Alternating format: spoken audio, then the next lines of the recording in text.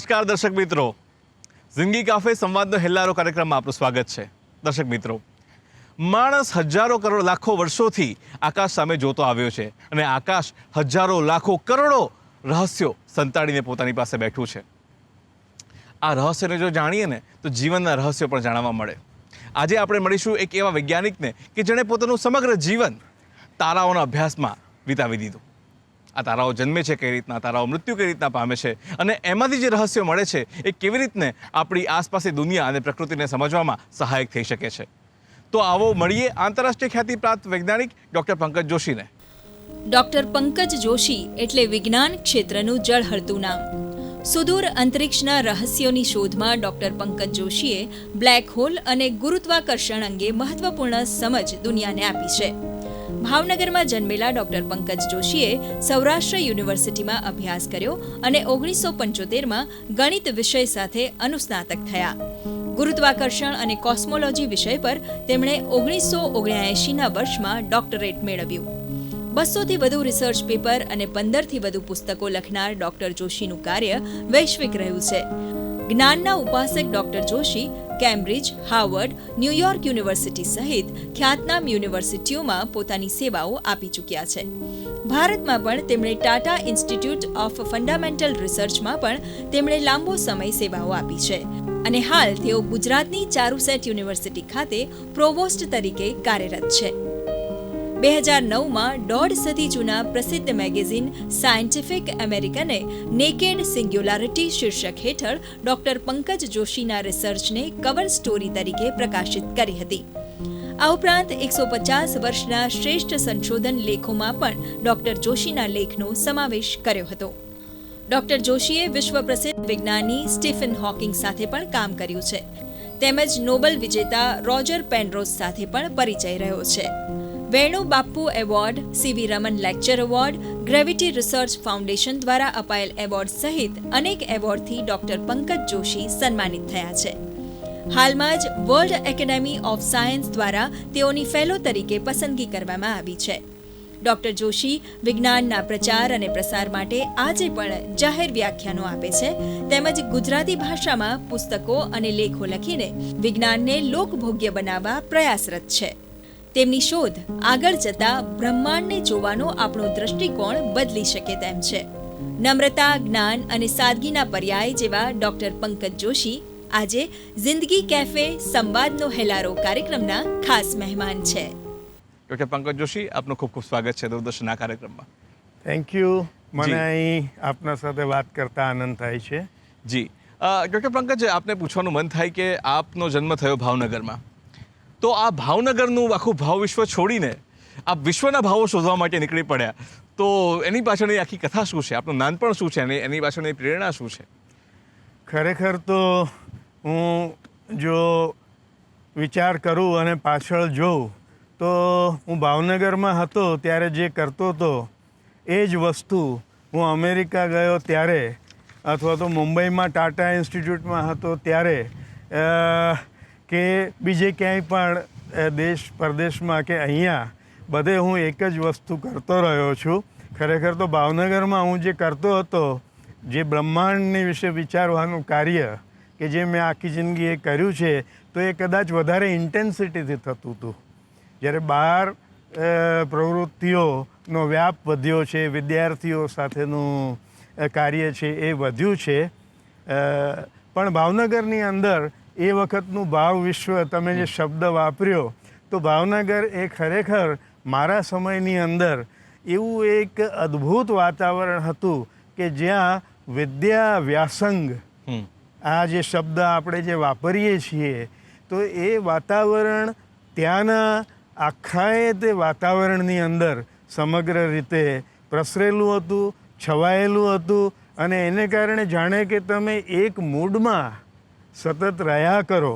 અને મારો મૂડ હંમેશા એ હતો કે આ બ્રહ્માંડ, આ વિશ્વને સમજવું અને જુદી જુદી રીતે એને પ્રોત્સાહન આપનારા લોકો ત્યાં ઘણા હતા. તો નાનપણમાં આપને ખબર હતી કે આ વૈજ્ઞાનિક થશો?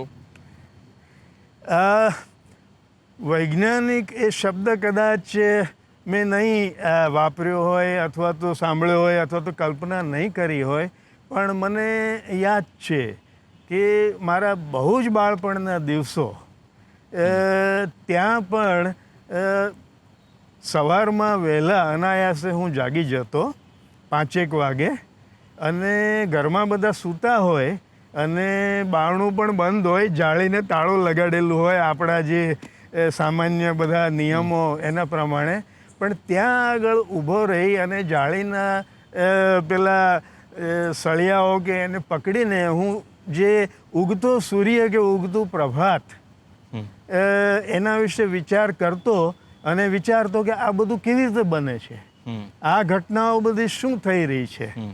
એટલે ખરેખર તો બ્રહ્માંડ વિશે વિચારનાર કોઈ પણ વ્યક્તિ છે, આજે તમે હો, હું હોઉં, કોઈ સમાજ વિશે કાર્ય કરનાર માણસ હોય, કોઈ પણ માણસને જે સાચું સમજવું છે એ બધાને હું વિજ્ઞાની ગણું.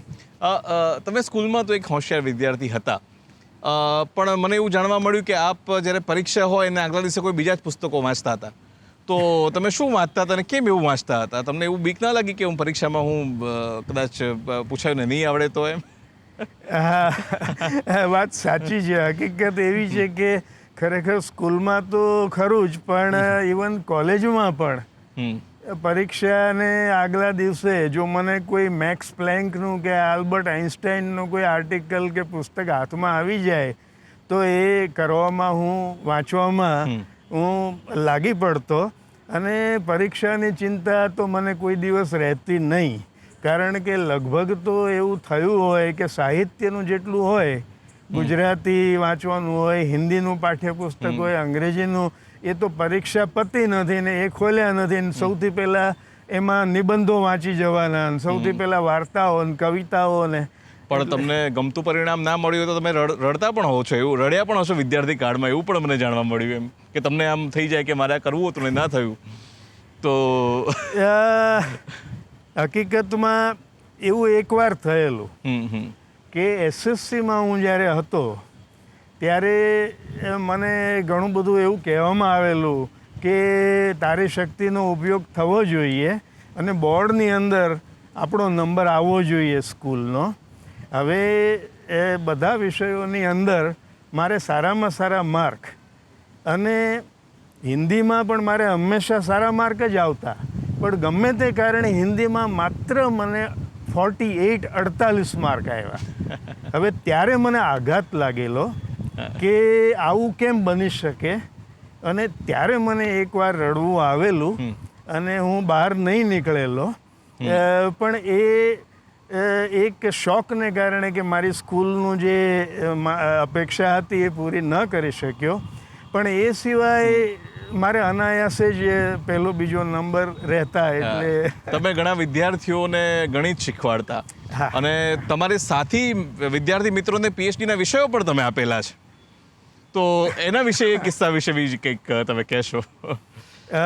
પહેલાં તો ગણિત શીખવવાની વાત, તમે એ બહુ જ રસપ્રદ મુદ્દો. ભાવનગરની અંદર જ્યારે હું મારું BSc ને MSc ગણિતના વિષયમાં કરતો હતો ત્યારે ગુજરાતમાં નવું ગણિત આ ઇન્ટ્રોડ્યુસ થયું, દાખલ કરવામાં આવ્યું, અને ત્યારે મારી નાની બેન સોનલ, હવે એ રોજ ઘેર આવે અને કે આ મને નથી સમજાતું, પેલો સેટ થિયરીનો પેલો આ નથી સમજાતો, એનું ઇન્ટરસેક્શન નથી સમજાતું, યુનિયન નથી સમજાતું, અને આખું નવું ગણિત.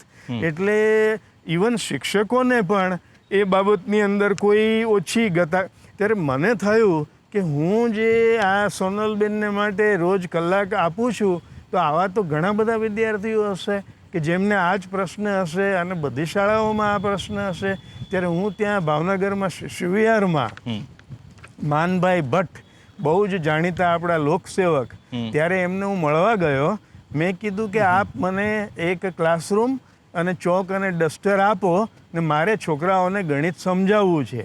હવે એ તો બહુ જ કુશાગ્ર બુદ્ધિના અને બધાને નાણે ચકાસે. ત્યારે મને કહે છે કે સીધી વાત કરને કે તારે ટ્યુશન ક્લાસ ખોલવા છે. ત્યારે મેં કહ્યું કે ના, મારે ટ્યુશન ક્લાસ ખોલવા નથી. મને કે હા ભલે ભલે, શું ફી રાખીશ? તો મેં કીધું ટ્યુશન ક્લાસ ખોલવા નથી, ફી રાખવાનો પ્રશ્ન નથી. ત્યારે મારી સામે એકદમ તીક્ષ્ણ નજરથી જોઈ રહ્યા. પછી કે આ જા તને સગવડતા આપીશું. ભાવનગરની બધી શાળાઓમાં હું ગયો, કહ્યું કે જેમને ગણિત જે અને વિજ્ઞાન સમજવું હોય એ લોકો તમે આવો. પરીક્ષા માટે ને માર્ક માટે આ વાત નથી. અને શિશુવિહારના એ વર્ગમાં કે જેની 50 કે 60ની કેપેસિટી, એમાં 100 જેટલા વિદ્યાર્થીઓ અને અતિ તેજસ્વી વિદ્યાર્થીઓ, અમે બધા ભેગા થઈએ અને અરે શું વાતાવરણ સર્જાય, એક આનંદ આનંદ આનંદ. હું તમને કહું કે કોન્સર્ટમાં કે પેલા ફિલ્મોના ગીતોના કાર્યક્રમમાં જે મજા ન આવતી હોય એ મજા અમે એ સાંજના 7 થી 8:30ના સમયમાં, અને એ આ સમજવાનો આનંદ. કારણ કે એક વસ્તુ છે ને, તમને જ્યારે નવી સમજાય છે ને ત્યારે એક અંદર એક પ્રકાશ થાય છે, અંદર એક ચમકારો થાય છે. અને એમાંથી ઘણા વિદ્યાર્થીઓ આજે બહુ ઊંચા પદવીઓ પર છે. એ લોકો આજે આખી દુનિયામાં ફેલાયેલા છે. અને અદ્ભુત વાત તો એ છે કે પછી માનભાઈએ મને કહ્યું કે તારે ફી નથી રાખવી, પણ આમ ન ચાલે, સિરિયસનેસ નહીં રહે.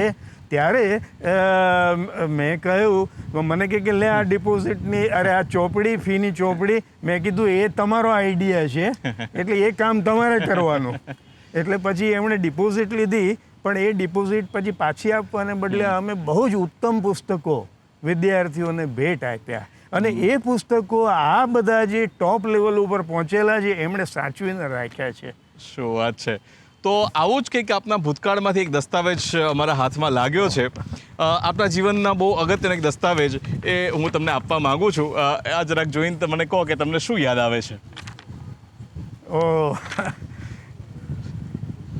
ઘણું યાદ આવે છે. મારી પીએચડી થીસિસ, અને આ પીએચડી થીસિસ જે મેં કરેલી એ જે ગતાનુગતિક જે પીએચડી થાય છે એવું પીએચડી મેં નહીં કરેલું. ભાવનગરની હમણાં જે આપણે વાત કરી કે એમાં તો હું વધારે ઊંડો ડૂબતો હતો. તો આ આખો એ તે દેશને માટે નવો વિષય હતો એ વખતે. અને સ્ટીફન હોકિંગ એમણે, અને જ્યોર્જ ઇલિસ, એમણે જે પુસ્તક લખેલું એ મુંબઈમાં જ્યારે હું ટાટા ઇન્સ્ટિટ્યૂટની વિઝિટે ગયો ત્યારે એ પુસ્તક મેં મેળવેલું. અને પછી આ વિષય આખો ભારતમાં નવો એ મેં એમાં કરવાનું નક્કી કર્યું. હવે સામાન્ય રીતે તો બહુ જોખમવાળું કામ કહેવાય. કારણ કે તમે જો એમાં ફેલ જાઓ તો તમારા વર્ષો બરબાદ થઈ જાય. પણ અમેરિકાના શિકાગોના પ્રોફેસર રોબર્ટ ગેરોક, એમની સાથે પત્ર વ્યવહાર, અને એ પત્ર વ્યવહારમાં નવા સંશોધનો, અને હી વોઝ સો કાઇન્ડ. એટલા બધા ભલા માણસ હતા કે મોટા મોટા 3-3 પાનાના મને પત્રો લખે. આ પત્રો મારી પાસે સચવાયેલા, એમાંથી મારી થીસિસ બની. પણ મોટી વાત તો એ કે ભાવનગરમાં મારા પ્રોફેસર્સ બધા એવું જાણતા, અથવા તો એ લોકોને વિશ્વાસ બેઠો કે આ કંઈક મિનિંગફુલ કરે છે તો કરવા દો.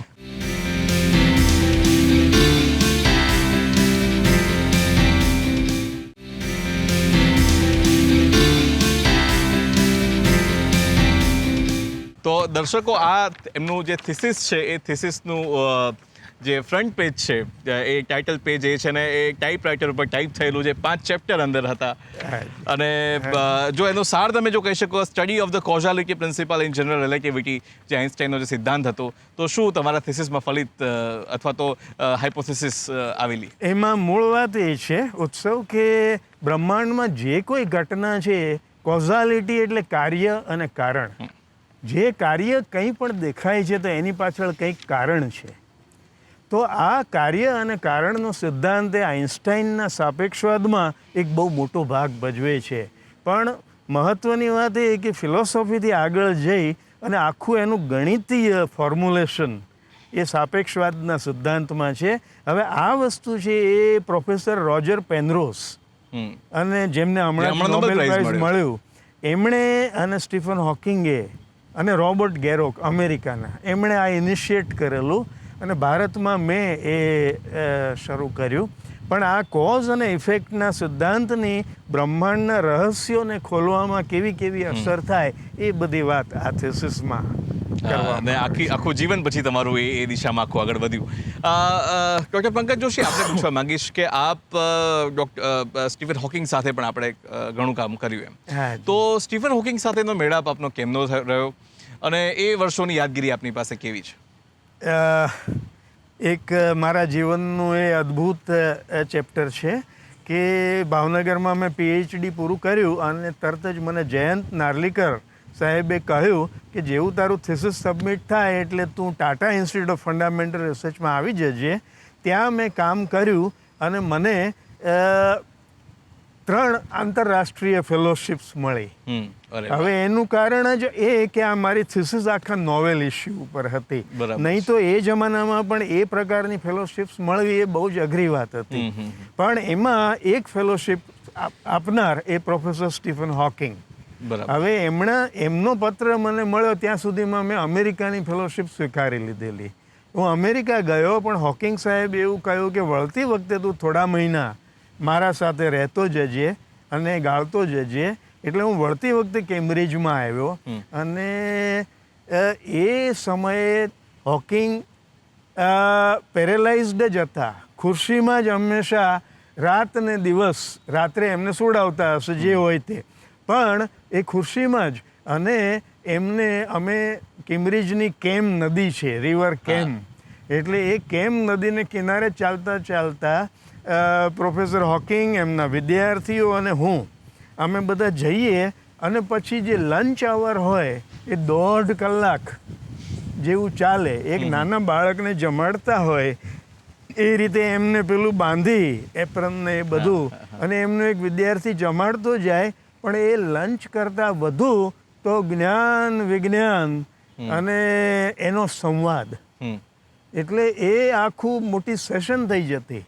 ત્યારે હું અહીંયા પણ ઘણી જગ્યાએ યુનિવર્સિટીમાં બધે કહું છું કે ભાઈ તમે લંચ અવર ને હાફ એન અવર ને પાછા આવી જવાનું ને બધા પીરિયડ લેવા માંડો. પણ આ જે આખું જે જ્ઞાનનું વિશ્વ છે એમાં સમયના, કાળના, સ્થળના આ બંધનો નથી. તમારે એને માપવું કઈ રીતે જોઈએ તો બહાર શું આવ્યું એનાથી માપો. રોજની પેલી માઇક્રો મેનેજિંગ ન કરો. આ બધું કહેવાનો પ્રયત્ન. પણ હોકિંગ સાહેબ સાથેનો આ અદ્ભુત સમય. અને એક જ વાત એમાં વધારે કહી દઉં કે હું કેમ્બ્રિજમાં વોશરૂમમાં ગયો હતો અને હોકિંગને ત્યાં લાવ્યા એમના નર્સ, અને એમને જેમ પેલા નાના બાળકને કેમ આમ ઉપાડીને એની કુદરતી પ્રક્રિયા કરાવે એમ એમને ઉપાડી અને એમની પ્રક્રિયા. તો મને થયું, વિચાર આવ્યો કે આપણે 2 હાથ 2 પગ, આપણને કોઈ શરીર આપણું ચાલે અને તોય આપણે ફરિયાદોનો પાર નહીં. મને આ થયું, મને તે થયું, આજે માથું દુખે, આજે પગ દુખે છે. ત્યારે આ માણસ કે જેનું એક હાથ પણ જે પુસ્તકનું પાનું ફેરવી શકતો નથી, એનું જે મન છે આખું બ્રહ્માંડમાં વિહાર કરે છે. ત્યારે મને અંતઃકરણની શક્તિ, મનની શક્તિ એનો ખ્યાલ આવ્યો. તો જે કેમ્બ્રિજમાં જે મોનોગ્રાફ સિરીઝ હતી એમાં આપે final fact of gravitational collapse નામનો એક મોનોગ્રાફ, આખો બહુ દરદાર ગ્રંથ આપે લખ્યો, જેમાં સ્ટીફન હોકિંગ્સ પણ આ સિરીઝમાં લખી ચૂક્યા છે. તો કઈ રીતના આ ગ્રંથ બહુ મહત્વપૂર્ણ છે કે જેને એક આપને આંતરરાષ્ટ્રીય ખ્યાતિ પણ અપાવી અને આપને ગ્રેવિટેશનલ રિસર્ચ ફાઉન્ડેશનનો એક એવોર્ડ પણ આપને એ તરફથી મળે છે. તો શું છે એની ખાસિયત અને કેવી રીતના આખું એક નોખી ભાત પાડતો એક મોનોગ્રાફ કે એક લેખ કે પુસ્તક બન્યું? આના બીજ તો હું ત્યાં કેમ્બ્રિજમાં હતો અને પ્રોફેસર હોકિંગ સાથે કામ કરતો હતો, એમાંથી જ રોપાયા કે સ્ટીફન હોકિંગ, રોજર પેનરોઝ આ બધા એવું કહેતા હતા કે આકાશનો તારો એનું જીવન જ્યારે પૂરું થાય ત્યારે એનું આખું સંકોચન થઈ જાય. જેમ ફુગાની હવા છોડી નાખો ને આખો ફુગો કેમ સંકોચન પામી જાય અને એ રબર છે એને કેમ દબાવી દે, એમ તારાને પણ એનું અંદરનું બળતણ ખતમ થાય એટલે ગુરુત્વાકર્ષણનું જે બળ છે આખા તારાને એનું સંકોચન કરી દે છે. ત્યારે હવે એ વખતે થિયરી એવી હતી કે માત્ર એમાંથી એક બ્લેક હોલ જ બનવું જોઈએ. મેસિવ સ્ટાર્સ જ્યારે હોય, સૂર્ય કરતાં 8, 10, 20 ગણા, કે જે મોટા મોટા તારાઓ છે બ્રહ્માંડમાં, આકાશમાં આપણે જે જોઈએ છીએ, કરોડો અબજો તારાઓ છે. આપણી એક આકાશગંગામાં જ 400 થી 500 અબજ તારાઓ છે. તો આ તારાઓનું છેવટે શું થાય? હવે એ લોકોએ આ હાઇપોથેસિસ આપેલી કે મેસિવ સ્ટાર્સ એનું જ્યારે જીવનનો અંત આવે ત્યારે માત્ર બ્લેક હોલ જ બને, પરંતુ એની પ્રૂફ, એની સાબિતી એ કોઈ પાસે, પેનરોઝ સાહેબ પાસે કે હોકિંગ પાસે કે કોઈ પાસે હતી નહીં અને આજે પણ નથી. ત્યારે મને થયું કે હું એ સાબિત કરી દઉં તો આપણું નામ થઈ જાય ને આપણું કામ થાય. તો એ હું સાબિત કરવા જ્યારે બેઠો ત્યારે એમાંથી ઉલટી શક્યતાઓ બહાર આવી કે એમાંથી તો એક મહાવિસ્ફોટ થઈ અને એક સિંગ્યુલારિટી અથવા તો મહાવિસ્ફોટ બની શકે. હવે આ તો નવી જ વાત હતી આખી. એટલે એમાંથી આપની ફાયરબોલ થિયરી, એમાંથી આ ફાયરબોલ થિયરી આવી. અને આ બધી વાત જે છે એ આ જે કેમ્બ્રિજનો મોનોગ્રાફ અને બીજો એના પહેલાં લખાયેલો મારો ઓક્સફર્ડનો મોનોગ્રાફ, એની અંદર આ બધી વસ્તુઓ એનું મેં ડિટેલ્ડ રિપોર્ટિંગ કર્યું. અને અલબત્ત ટોપ રિસર્ચ જર્નલ્સ, વિશ્વના જે પ્રખ્યાત સારામાં સારા જે હોય જે જર્નલ્સ, એમાં પબ્લિકેશન તો એ તો બધા ખરા જ. પણ એટલે આ આખી નવી વાત, એટલે જે હોકિંગ અને પેનરોઝ, એનાથી આપણે એક ડગલું આગળ ગયા. એટલે હું સાદા શબ્દોમાં દર્શકો માટે કહું તો એક તારો મરી જાય અને પછી એક બિંદુમાં સમાતો હોય, પણ એ બિંદુ આપણે જોઈ ના શકીએ. પણ આ તમારી થિયરી એમ કહે છે કે એ વખતે એટલો ભયંકર વિસ્ફોટ થાય કે એ મતલબ એ તારાનો અંત આપણી આંખ સમય થાય ને આખો એટલો ભયંકર ધડાકો થાય કે આપણે એને નજર સમક્ષ અથવા તો મતલબ કે એને ઓબ્ઝર્વ કરી શકીએ આપણા યંત્રો વડે. એવું આપની થિયરી કહે છે, ફાયરબોલ થિયરી આપની. હાજી, એ બિંદુ અથવા સિંગ્યુલારિટી એને જોઈ શકીએ આપણે. જી. તો આપનું એમ પણ કહેવું છે કે આ વસ્તુ જો સાબિત થાય, કે આ ઘટના જો સાબિત થાય, તો બહુ સૂક્ષ્મ સ્તરે, કારણ કે આપણને ખ્યાલ છે કે જે અણુઓ છે, ગુરુત્વાકર્ષણનો નિયમ છે એ મોટા પદાર્થો પર અલગ રીતે કામ કરે છે અને અણુઓ પર અલગ રીતે કામ કરે છે, અથવા એને સમજવાની બાકી છે, જેને ક્વોન્ટમ ગ્રેવિટી કહીએ. અને જે મોટા પદાર્થો પર કરે છે, જેને ન્યૂટને આપણને સમજાવી છે, એવા ગુરુત્વાકર્ષણ પર કામ કરે છે. તો શું એવું લાગે છે કે ફાયરબોલ થિયરી વડે આપણે ક્વોન્ટમ ગ્રેવિટીને અથવા તો જે આણ્વિક પદાર્થો પર, બહુ જ અતિ સૂક્ષ્મ પદાર્થો પર ગુરુત્વાકર્ષણ કેમનું કામ કરે છે એના વિશે આપણે જાણી શકીએ? એને કારણે જ આજે આ ફાયરબોલ થિયરીમાં બહુ જ ઇન્ટરનેશનલ લેવલ ઉપર, આંતરરાષ્ટ્રીય સ્તરે બહુ જ મોટું એક્સાઇટમેન્ટ છે. અને એને કારણે જ અમે જે આપણે ભારતમાંથી જે કામ કર્યું છે, મેં અને મારા વિદ્યાર્થીઓએ અને કોલાબોરેટર્સ છે, એ આજે બહુ જ વાઇડલી આ કારણે જ સાઇટ થઈ રહ્યું છે. સાઇટ એટલે તમે જે કામ કર્યું હોય, તમે જે રિસર્ચ પેપર લખ્યો હોય, એનો બીજા લોકો જ્યારે એનો ઉલ્લેખ કરે ત્યારે એને એક સાચું, કારણ કે એના સાથે તમારે કોઈ કાકા દાદાના ભાઈ થતા હોય, આપણે ગુજરાતીમાં કે આ કામ શું ઓળખાણ છે, એવું નથી થતું. તો આ જે સાઇટેશન્સ બધા જે છે એ મોટા પાયા ઉપર, અને એનું કારણ જ આ છે કે જો આ બિંદુ અથવા તો ફાયરબોલ, તો ત્યાં આગળ ઉષ્ણતામાન, પછી ઘનતાઓ, આ બધા જે ફિઝિકલ પરિબળો છે બધા એટલા બધા મોટા આંકડાઓમાં હોય છે કે ત્યાં આગળ આ તમે કહ્યું એ ક્વોન્ટમ ગ્રેવિટીની જે અસરો છે એ પ્રોમિનન્ટ હોય છે. હવે એ બધું બ્લેક હોલમાં સમાઈ જાય તો જોવાનો સવાલ જ નથી. પણ જો આ બિંદુ જોઈ શકાતું હોય, ત્યાંથી આપણને પ્રકાશ મળતો હોય, તો આ ક્વોન્ટમ ગ્રેવિટીની અસરો, એનો પ્રકાશ આપણને મળે. અને એ પ્રકાશ મળે તો પછી એના અવલોકનો કરી અને આપણે આ ક્વોન્ટમ ગ્રેવિટી, કે જે આઈન્સ્ટાઈનનું સ્વપ્ન હતું આખું, આઈન્સ્ટાઈને પોતાના 3 દાયકા જીવનના એના પાછળ જ આપ્યા અસફળ રીતે. તો એની આપણે એ ફ્રન્ટિયર ઉપર ઊભા છીએ અને એ કારણે આમાં એક્સાઇટમેન્ટ, એ આ બધી વાત, આ બંને મોનોગ્રાફ અને રિસર્ચ પેપર. જી. તો દર્શકો, આપની સરળતા ખાતે જણાવી દઉં કે 2 પ્રકારની અલગ અલગ થિયરી ચાલે છે, કે જેની અંદર કેવું છે કે મોટા પદાર્થો ઉપર ગુરુત્વાકર્ષણ કામ કરે છે અને નાના જે અણુઓ છે, જે ઇલેક્ટ્રોન, પ્રોટોન, એ લેવલે જે ક્વાર્ક હોય, મ્યુઓન્સ હોય, ત્યાં આગળ ગુરુત્વાકર્ષણના નિયમો કામ નથી કરતા. એટલે આ થોડો સાદી ભાષામાં તમને કહું છું, આનું બહુ ગહન વિજ્ઞાન છે. પણ એક નિયમ ઉપર કામ કરે, એક અંદર કામ ના કરે, તો એ નિયમ કેવો? એટલે એક મોટા મહાન નિયમની ખોજ થઈ રહી છે કે જેના વડે આખા બ્રહ્માંડને સમજી શકાય. તો ડૉક્ટર પંકજ જોશી, આપને પૂછવું છે કે જો આ વસ્તુ સાબિત થાય તો આપણને થિયરી ઓફ એવરીથિંગ મળી શકશે, કે બધું જ વસ્તુઓને સમજાવી શકતી એક મહાન, એક કોમન થિયરી જેની શોધમાં આટલા બધા વૈજ્ઞાનિકો, ફિઝિસિસ્ટ લાગેલા છે? એમાં આપણે થિયરી ઓફ એવરીથિંગમાં એક જ વસ્તુ બાકી છે, અને એ ક્વોન્ટમ ગ્રેવિટી. ગુરુત્વાકર્ષણ અને ક્વોન્ટમ આ બંને સિદ્ધાંતો તમે વાત કરી હમણાં જ એ પ્રમાણે બંને અલગ અલગ દિશામાં એ બંનેનું આખું મેથેમેટિકલ ફ્રેમવર્ક આખું જુદું છે. અને એટલે જો આ સિંગ્યુલારિટી અથવા તો ફાયરબોલ અથવા તો બિંદુને આપણે જોઈ શકીએ અને એના ઉપરથી જો ક્વોન્ટમ ગ્રેવિટી મેળવી શકીએ તો આ ફાઇનલ ડ્રીમ છે ફિઝિક્સનું અને વિજ્ઞાનનું એ એચીવ જરૂર થાય, એ દિશામાં પ્રગતિ થાય. ચોક્કસ ચોક્કસ. થોડીક આપણે હવે થોડીક હળવી વાતો તરફ બી જઈએ. તમારો કિસ્સો મને ધ્યાનમાં આવ્યો છે કે આપને કોઈ એકવાર જમવા બોલાવ્યા હતા અને આપ જે તારીખ હતી એને આગલા દિવસે જમવા પહોંચી ગયેલા. એ કિસ્સો શું છે? ભાવનગરની જ વાત છે વળી. મને જમવાનું આમંત્રણ હતું અને મિત્ર હતા, બરાબર છે, એટલે કીધું આપણે જઈશું, આવીશું જરૂર. અને એણે કહ્યું હશે શુક્રવાર ને મારા મનમાં આવ્યો હશે ગુરુવાર કે જે હોય તે, પણ હું પહોંચી ગયો ગુરુવારે.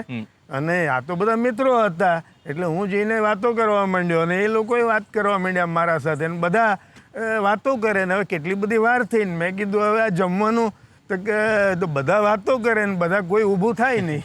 ત્યારે મેં કહ્યું કે આજે ભાઈ આપણે કંઈક જમવાનું હતું ને તમે મને કે એ તો તમને કાલનું આમંત્રણ આપ્યું હતું, અમે તો તમે મળવા આવ્યા, આપણે તો બેઠા છીએ બધા, પણ હવે જે હોય તે આપણે જમી લઈએ, આમાં ખાસ નથી બનાવ્યું આજે તો.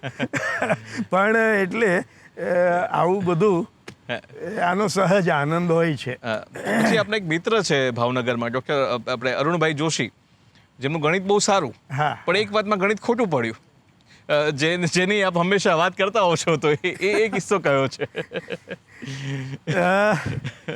મારો મિત્ર, એને જ્યોતિષ્યનો ખૂબ શોખ હતો, કદાચ આજે પણ હશે. એણે એવી પ્રેડિક્શન કરી ગણતરીઓ કરીને કે એને બહુ જ મોટો રોગ આવશે, કે ઇવન મૃત્યુ થઈ જશે કે આવું કંઈક. અને અમે તો બહુ ખાસ મિત્રો, એટલે મેં કહ્યું ભાઈ તારે આવું બધું નહીં કરવાનું, ગણતરીઓ નહીં કરવાની અને તારે કામ કરવાનું. પછી કંઈ થયું નહીં, પણ એટલે આમાં એક હું તો મારી પાછી અટકે જોશી છે, એટલે હું જ્યારે પ્રવચનો આપતો હોઉં ત્યારે મને જ્યોતિષ વિશે અને એસ્ટ્રોલોજીનો સવાલ પૂછાય કે સાચું છે કે ખોટું, શું છે શું નહીં. તો એમાં શાસ્ત્રીય વાત એવી છે કે જ્યોતિષ્યનું ગણિત છે ને એ બહુ નક્કર છે, પણ જ્યારે ફલાદેશની વાત આવે ને ત્યારે બહુ જ સૂક્ષ્મ કુશાગ્ર બુદ્ધિની જરૂર પડે છે.